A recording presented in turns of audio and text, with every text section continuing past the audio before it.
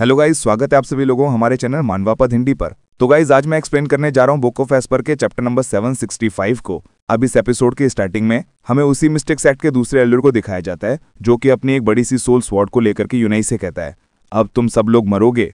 तो यूनाई भी जल्दी से आगे बढ़ता यूवर से उस असुरा ब्लू फेम बीट को छीनते हुए उस एल्डर के अटैक का सामना करने के लिए खुद आगे आ जाता है और अपने सारी टीम से कहता है, जल्दी से अपनी सारी स्पिरिचुअल एनर्जी मुझ में डालो। फ्लाइंग टाइगर आर्मी के सभी लोग जल्दी से यूनाई की बात मानकर उसके लिए अग्री हो जाते हैं और अपनी सारी डिवाइन सेंस को यूनाई की बॉडी में अंदर गैदर करने लगते हैं।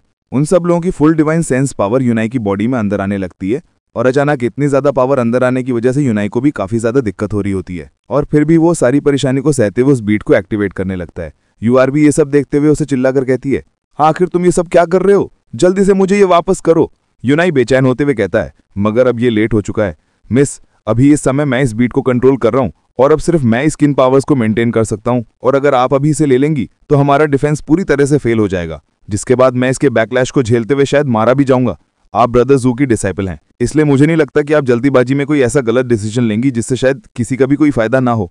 तब यूनाई की इस बात के ऊपर यूआर भी अब ज्यादा कुछ उससे नहीं कह पाती और सिर्फ इतना ही कह जाती है, तुम मगर। तभी यूनाई उससे कहता है, मिस जल्दी कीजिए और यहाँ से चली जाइए और अगर मैं मारा जाऊं तो ब्रदर्स जू से कह देना कि इसका तुमसे कोई लेना देना नहीं है। किसी भी खतरे के सामने मैं किसी वुमेन के स्कर्ट के पीछे नहीं छुप सकता। मैं लुक्सान का हेड हूं और मैं कभी भी खुद से हार नहीं मानता। ऐसा कहते हुए फिर यूनाई उस बीट को एक्टिवेट कर देता है और उसके अंदर सारी डिवाइन सेंस को डाल देता है।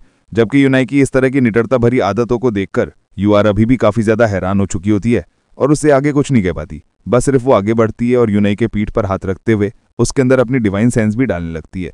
इससे अचानक यूनाई भी थोड़ा हैरान हो जाता है और पीछे मुड़कर देखता है तो उसके पीछे यूआर खड़ी होती है और वो उससे कहता है, मिस आखिर तुम अभी भी यहाँ पर क्या कर रही हो।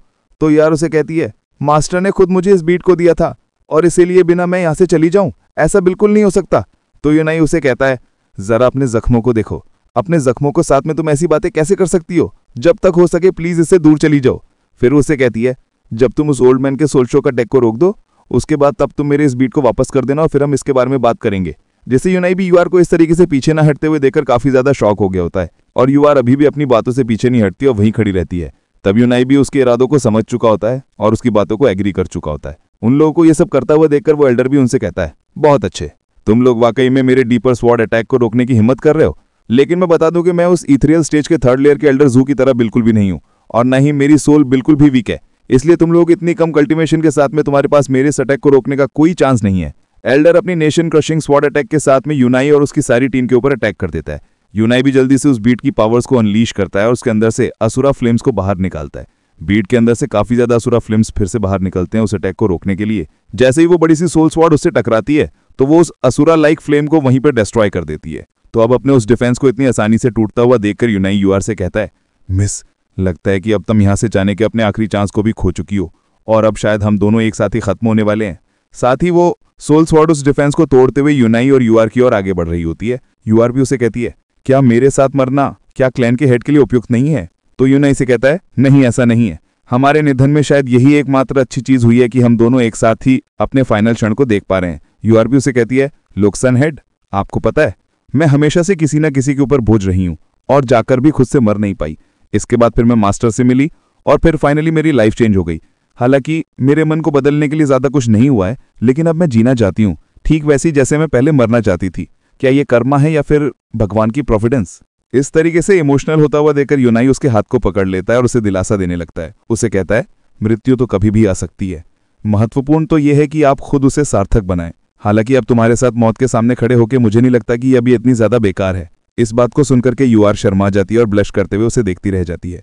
फिर दूसरी ओर उन लोगों को इस तरीके से देखकर वो एल्डर तो गुस्से में दांत पीसते हुए कहता है, भगवान के लिए अगर कोई एक चीज है जिससे मुझे सबसे ज्यादा नफरत है तो वो है मौत से पहले इस तरीके से कपल्स को प्यार में डूबे देखते रहना। क्या इन्हें मेरी कोई परवाह नहीं है। ये साले मर भी रहे हैं लेकिन मेरी आत्मा को गुस्सा दिलाते जा रहे हैं।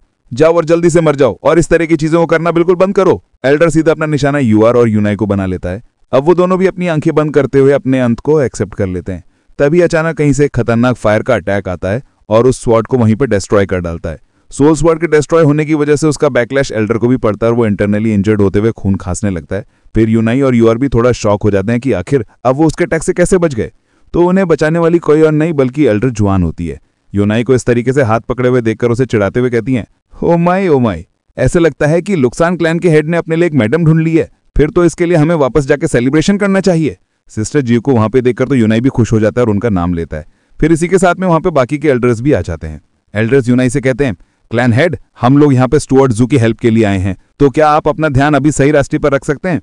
फिर एल्डरली उनसे कहते हैं, ओल्ड क्यों हो? मुझे लगता है कि तुम्हें ऐसा नहीं कहना चाहिए, क्योंकि आप भी नुकसान में घर पे कुछ कपल्स में से एक हैं। उन लोगों की बात यूनाई से हो रही होती है, जबकि उन सभी लोगों को एक साथ वहां पे देखकर यूआर अपने मन में हैरान होकर कहती है, स्टेज की लड़ाइयां काफी ज्यादा भयानक होती हैं, तो फिर आखिर इन लोगों ने अपनी लड़ाइयां इतनी तेजी से कैसे खत्म कर डाली? यूनाई एल्डरली को देखते हुए उनसे कहता है, एल्डरली, इतनी ज्यादा पावर्स के साथ में आखिर आप इतनी ज्यादा इंजर्ड कैसे हो गए? लेडी कहती है, ये तो कुछ भी नहीं है, बस ये लड़ाई को छोटा करने के लिए एक छोटी सी कीमत है। सुनकर यूनाई काफी ज्यादा शॉक हो गया होता और अपने मन में कहता है कि आप लोग मेरे लिए जल्दी जल्दी अपनी लड़ाइयों को खत्म करने के लिए, मुझे प्रोटेक्ट करने के लिए यहाँ पे आए हो। यूनाई काफी इमोशंस के साथ में उन सभी लोगों की आंखों में अपने लिए प्यार को देखता है और उन सभी लोगों को अपने मनी मन थैंक यू करता है, क्योंकि उन लोगों को एक साथ मिलने के बाद में जूफैन भी उन लोगों की आरा देख रहा होता है। कहता है, heavens, earth, water, fire and madness, इन सभी में से एक भी बात ने मुझे निराश नहीं किया है। और इसी के साथ ये एपिसोड खत्म होता है।